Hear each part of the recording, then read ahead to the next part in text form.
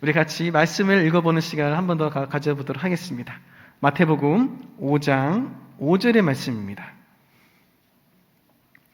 마태복음 5장 5절의 말씀, 우리 한 목소리 읽겠습니다.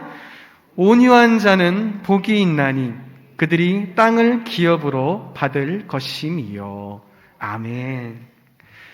자, 저는 오늘 본문 말씀을 근거로 온유한 자가 얻는 복이라는 제목으로 함께 은혜를 나누고자 합니다. 한번 따라해 봅시다. 온유한 자가 얻는 복. 온유한 자가 얻는 복. 우리가 함께 기도도 했지만 이 코로나가 시작된 지가 벌써 2년이 되어가고 있습니다.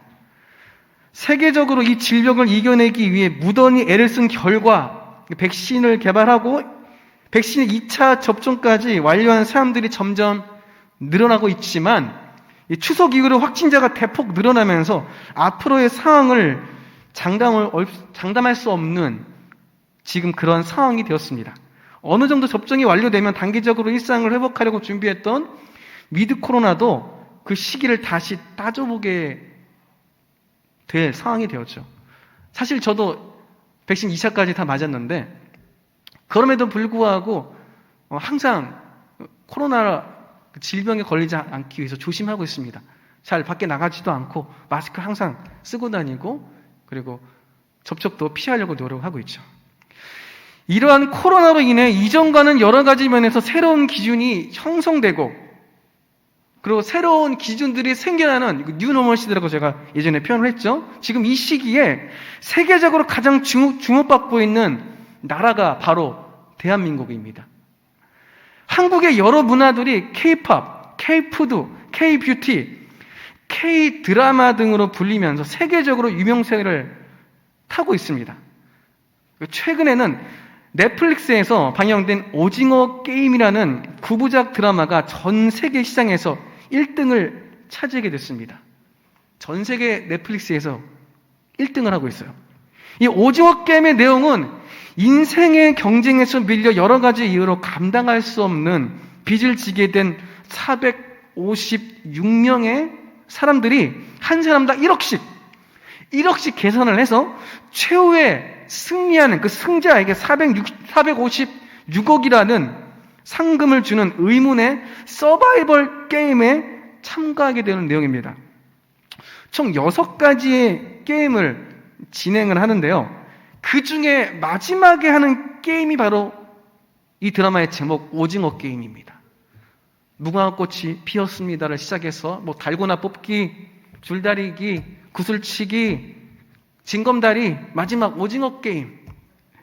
이 드라마는 관람 등급이 사실 높아서 이렇게 한번 봐보시라고 권면하기가 좀 어려운 드라마입니다. 네, 여러 가지 폭력적인 게 많이 나와요. 꽤 수위가 높습니다. 그 이유가 사실 이 사회의 내용을 적나라하게 보여주고 있기 때문이에요.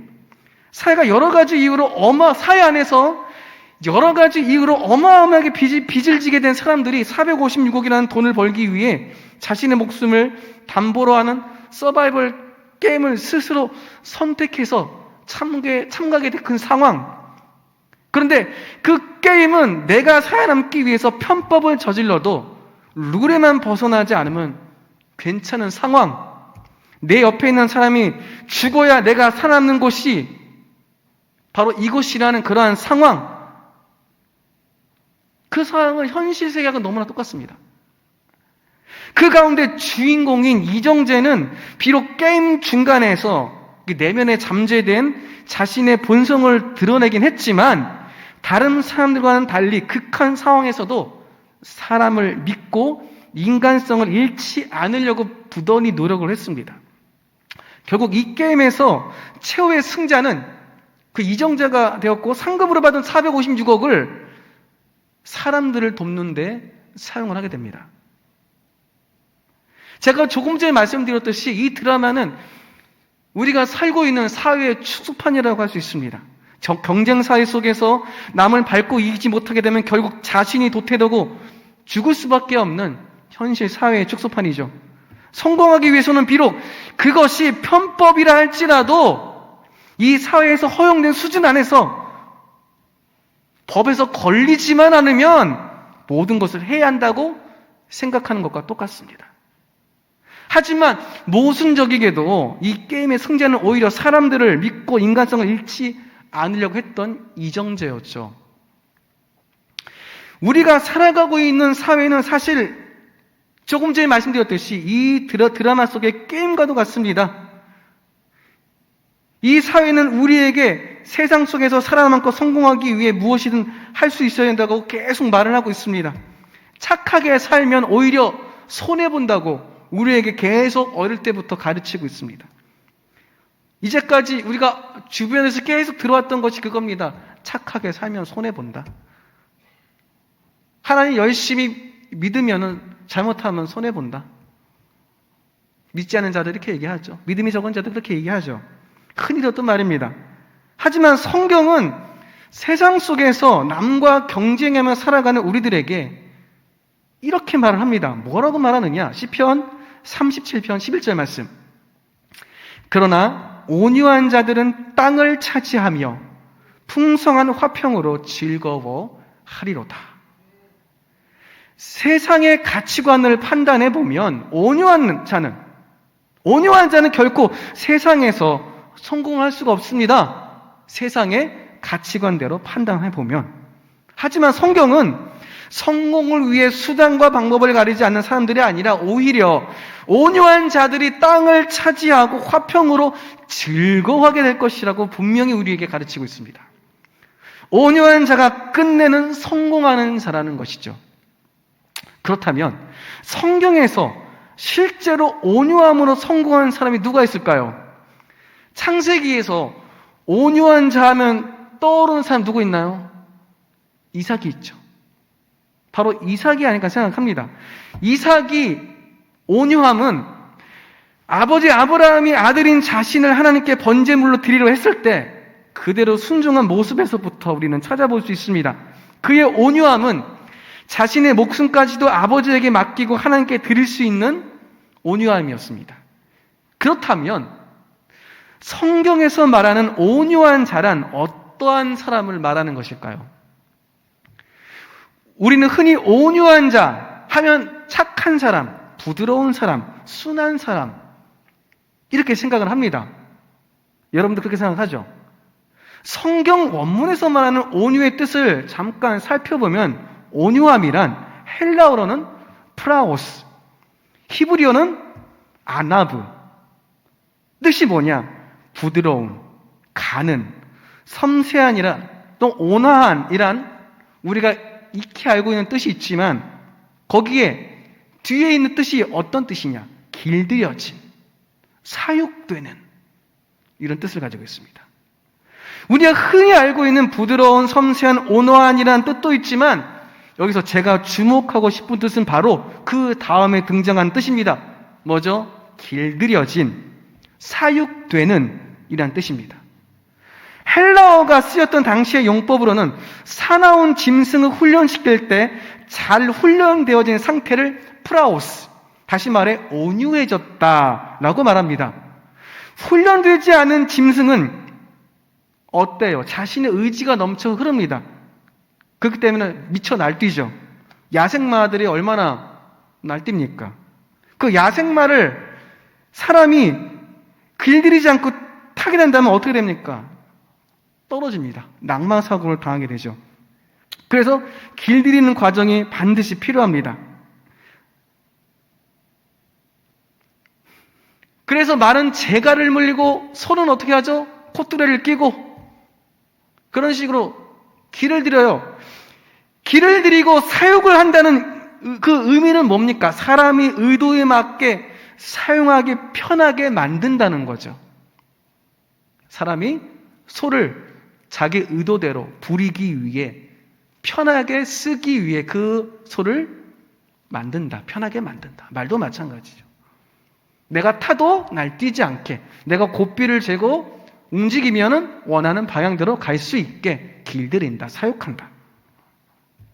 성경에서 온유한 자라는 것은 성품의 온유함을 이야기하는 것도 물론 있지만 더 근본적인 의미는 하나님의 말씀에 온전히 순복하는 자를 말합니다. 바로 하나님 말씀에 길들여지고 그 말씀에 사육된 자를 말하는 것이죠. 이것은 우리가 하나님 쓰시기에 편한 사람이 되는 것을 말합니다. 시편 25편 9절 말씀을 보면 온유한 자를 정의로 지도하시며 온유한 자에게 그의 도를 가르치시리로다.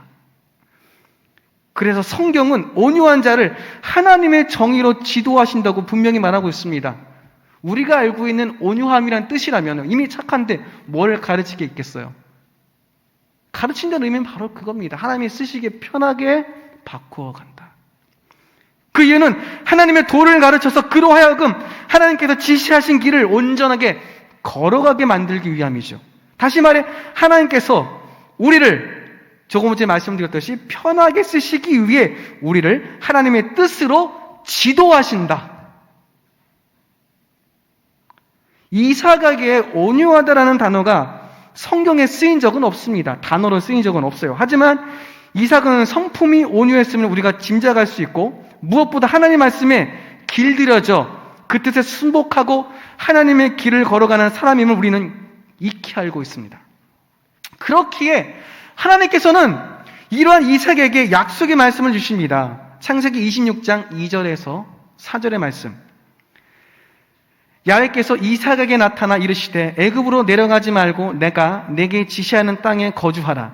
이 땅에 거류하면 내가 너와 함께 있어 내게 복을 주고 내가 이 모든 땅을 너와 내 자손에게 주리라. 내가 내 아버지 아브라함에게 맹세한 것을 이루어 내 자손을 하늘의 별과 같이 번성하게 하며 이 모든 땅을 내 자손에게 주리니 내 자손으로 말미암아 천하 만민이 복을 받으리라. 하나님께서 지금 이삭에게 주신 이 말씀 어디서 많이 들어본 것 같지 않나요? 어디서 들어보셨어요? 이 말씀은 하나님께서 아브라함에게 주셨던 약속의 말씀과 내용이 똑같습니다. 바로 아브라함부터 이어진 하나님의 약속을 이삭이 계승하게 되는 거죠. 이삭이 하나님 말씀에 순복하는 사람이어서 이 약속을 받기도 했지만 더 중요한 것은 뭐냐? 아브라함 역시 하나님 말씀에 순종하고 그 명령을 지키며 살았던 온유한 자였기 때문에 그래서 그의 자손들에게 계속적으로 이 약속이 계승되어 가는 것이다.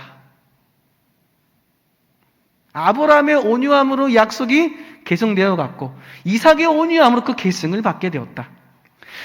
우리는 흔히 이삭의 우물 사건을 보면서 블레셋 사람들이 우물을 메웠음에도 계속해서 다른 우물을 팠던 이삭, 그 모습이 순하고 착하고 성실하고 그래서 온유해 보인다라고 칭찬을 하죠.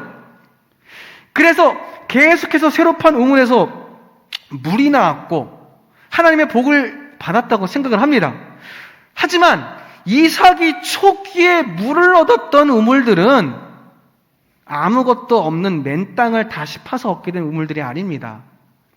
창세기 26장 18절 말씀을 보면 그 아버지 아브라함 때에 팠던 우물들을 다시 팠으니 이는 아브라함이 죽은 후에 블레셋 사람이 그 우물들을 메웠습니다. 이삭이 그 우물들의 이름을 그의 아버지가 부르던 이름으로 불렀더라.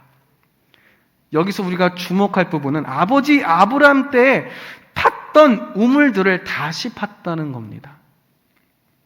우물 한 개를 판 것이 아니라 우물들, 다시 말해 여러 개의 우물을 팠다는 것이죠. 아브라함이 죽은 후에 블레셋 사람들이 메웠던 그 우물을 다시 팠고 그 우물들의 이름도 아버지가 부르던 이름으로 그대로 부릅니다. 이삭의 우물 사건은 아브라함이 사용했지만 블레셋 사람들이 막아놓았던 예전의 우물을 다시 판 것부터가 시작이죠. 이것은 이삭이 아브라함부터 시작된 하나님의 언약을 계승한 자임을 알려주는 겁니다. 이삭이 아브라함부터 시작된 언약을 계승한다는 의미가 그 아브라함이 팠던 우물을 다시 팠던 그 모습에서 등장을 하는 것이죠. 온유한 자 이삭은 이렇게 하나님께서 아브라함에게 주셨던 복인 땅과 자손에 대한 약속을 이어서 받게 되죠. 그런데 구약에서는 또 다른 온유한 자가 등장을 합니다. 지면의 모든 사람보다 더 온유하다고 직접적으로 기록된 사람이에요. 누구죠? 예, 모세입니다. 민수기 12장 3절 말씀. 이 사람 모세는 온유함이 지면의 모든 사람보다 더하더라. 여기서 말하는 온유함이라는 단어는 조금 전에 말씀드린 히브리어 아나브로 위에서 설명한 온유함과 뜻이 동일합니다. 민수기 12장 3절에서는 모세의 온유함이 지면의 모든 사람보다 더하다고 말하고 있지만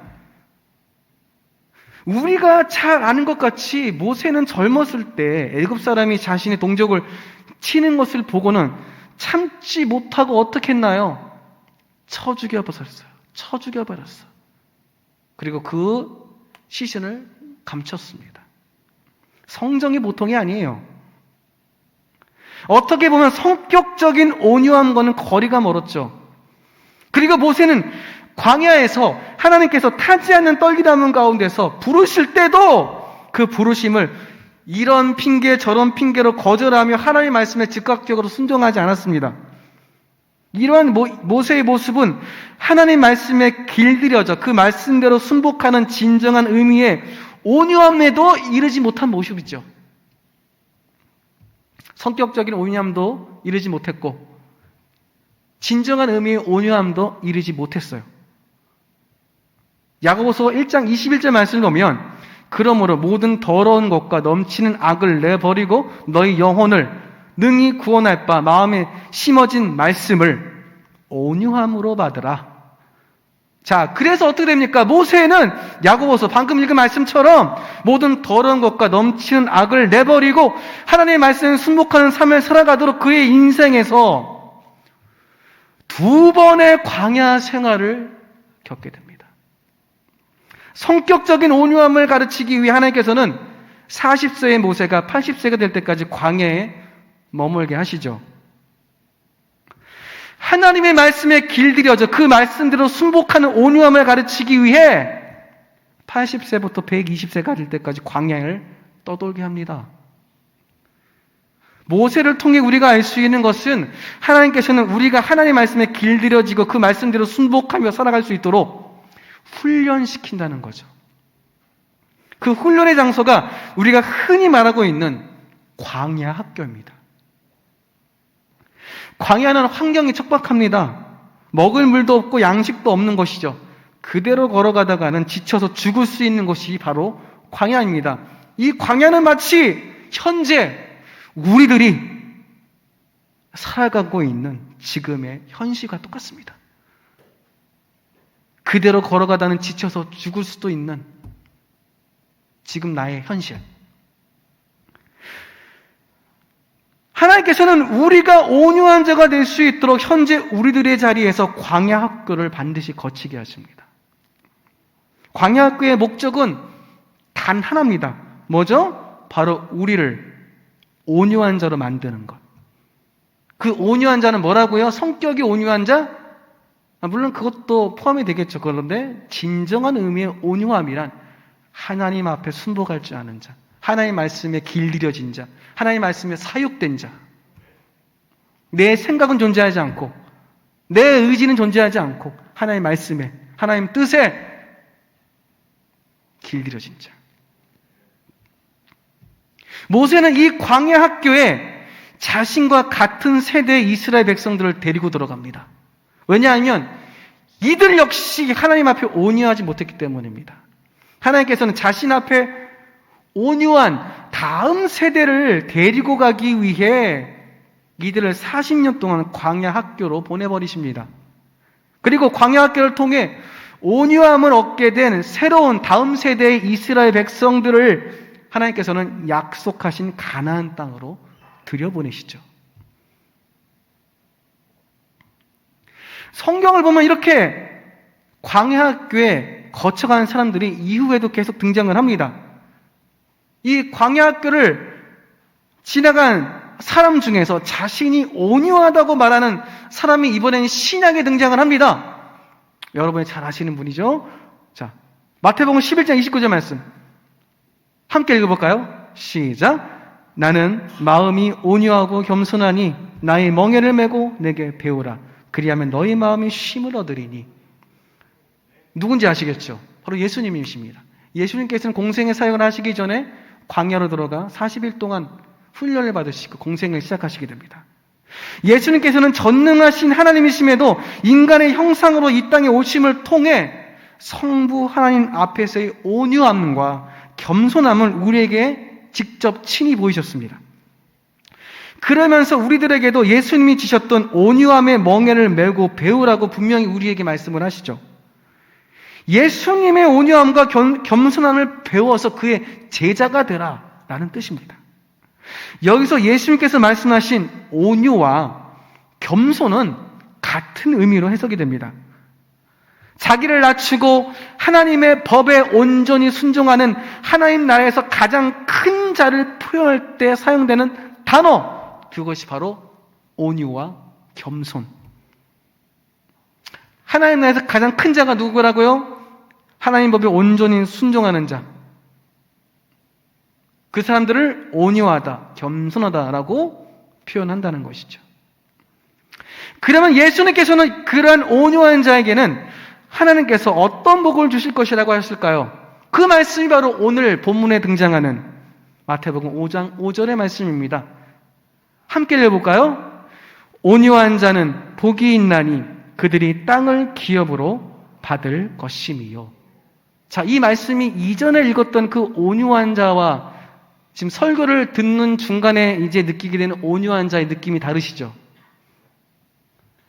결국 예수님께서 말씀하신 온유한 자가 얻는 복도 뭐죠? 땅을 기업으로 받는 겁니다.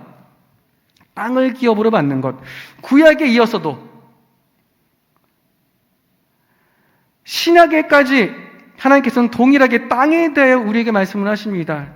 설교 중에 등장했던 이삭도 아브라함 통해 약속했던 땅을 받게 되고 땅과 자손에 대한 약속, 모세와 이스라엘 백성 이후에 세대들에게 가나안 땅에 대한 약속, 예수님께서 지금 온유한 자에게 뭘 주겠다고 하시죠? 하나님께서 땅을 기업으로 주겠다는 그 땅에 대한 약속.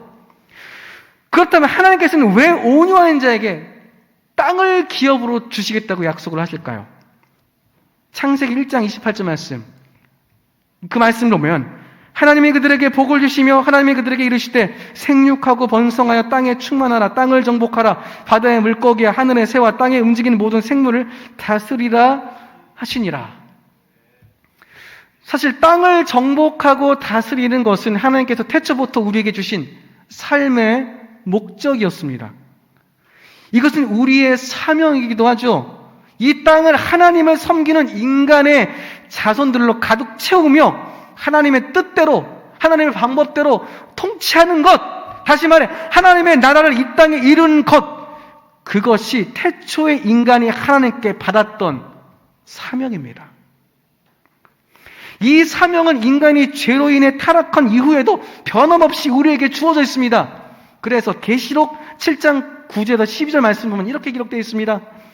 이후에 내가 보니 각 나라와 족속과 백성과 방언에서 아무라도 능히 셀 수 없는 큰 무리가 흰옷을 입고 손에 종려가지를 들고 보좌 앞과 어린 양 앞에 서서 큰 소리로 외쳐 가로되 구원하심이 보좌에 앉으신 우리 하나님과 어린 양에게 있도다 하니 모든 천사가 보좌와 장로들과 내 생물의 주위에 섰다가 보좌 앞에 엎드려 얼굴을 내고 하나님께 경배하여 가로되 아멘, 찬송과 영광과 지혜와 감사와 존귀와 능력과 힘이 우리 하나님께 세세토록 있을지로다.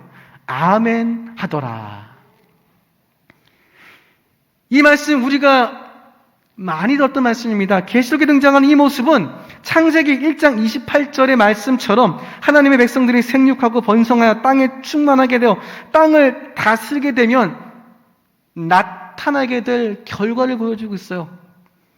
각 나라와 족속과 백성과 방언에서 아무래도 셀 수 없는 큰 물이 온 열방에 있는 모든 족속들이 땅을 가득 채워, 하나님 믿는 사람들이 땅을 가득 채워서 그 사람들이 하나님께 찬양드리고 영광드리는 그 모습이 바로 지금 계시록에 등장하는 모습이죠. 이 구절은 우리가 성계의 궁극적인 모습을 이야기할 때에 많이 등장하는 모습입니다. 결국 구약에서의 사명이 신약에서까지 그대로 이어지고 있는 거죠. 온유한 자에게 땅을 주시는 이유는 하나님 말씀에 길들여졌기에 자기가 받은 그 땅을 하나님의 나라로 바꿔갈 수도 있고 하나님의 나라를 위해 포기할 수도 있기 때문이에요. 온유한 자는 세상의 소유된 백성이 아니라 하나님의 소유된 백성으로 살아가는 자들이기에 아직 하나님의 소유가 되지 않은 이 세상에 있는 땅의 영역들을 하나님의 소유로 바꿔가고 하나님의 뜻대로 다스릴 것이기 때문입니다. 그래서 온유한 자는 땅을 기업으로 받을 것이라고 말하는 것이죠. 여기서 말하는 땅은 우리가 생각하는 단순한 땅의 개념을 넘어갑니다. 토지의 개념이 아니에요.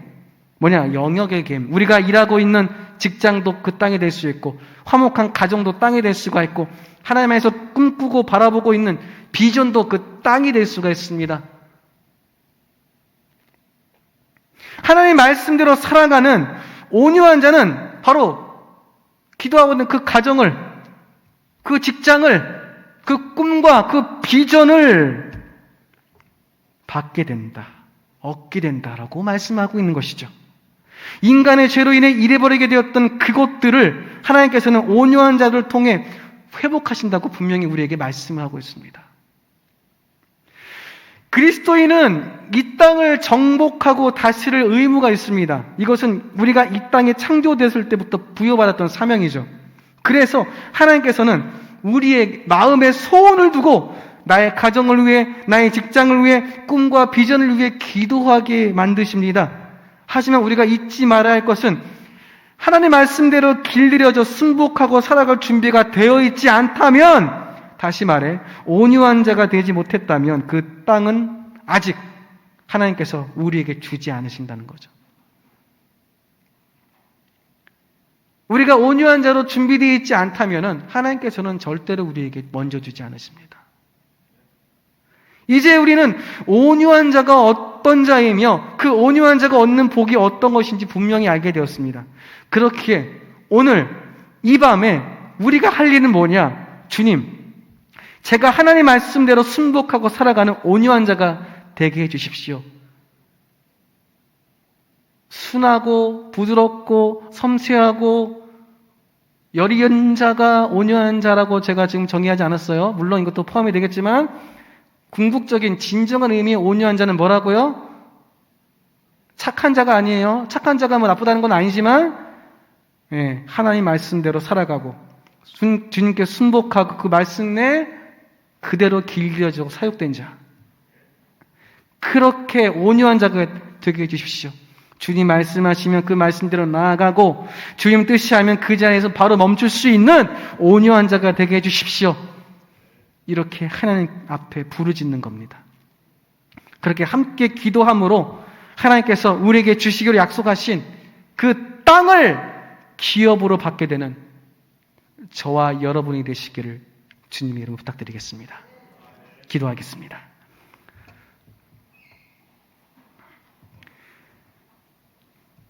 하나님, 주님께서 우리에게 말씀하신 것처럼 온유한 자는 복이 있나니 그들이 땅을 기업으로 받을 것이라고 우리에게 알려주셨습니다. 이제 우리가 믿음으로 결단하여 내 뜻과 내 생각과 내 방식대로 살아가는 그러한 내 인생을 내 것이라 주장하는 사람이 아니라 내 인생은 하나님의 것임으로 인하여 하나님의 뜻대로 하나님의 말씀대로 길들여져 사역되어져 가는 온유한 자가 되기로 오늘 이 밤에 결단하며 나아갑니다. 우리가 합심하여 이후에 기도하며 나아갈 때에 우리의 기도를 통하여 일하셔서 우리를 온유한 자가 되게 해주시옵시고 주의 말씀만을 바라보는 자들이 되게 해주시옵시고 그렇게 우리에게 허락하신 땅을 기업으로 받는 자들이 되게 하여 주시옵소서. 우리 기도 가운데 함께 하실 주님께 감사드리며 모든 말씀 살아계신 예수님의 이름으로 기도드립니다. 아멘.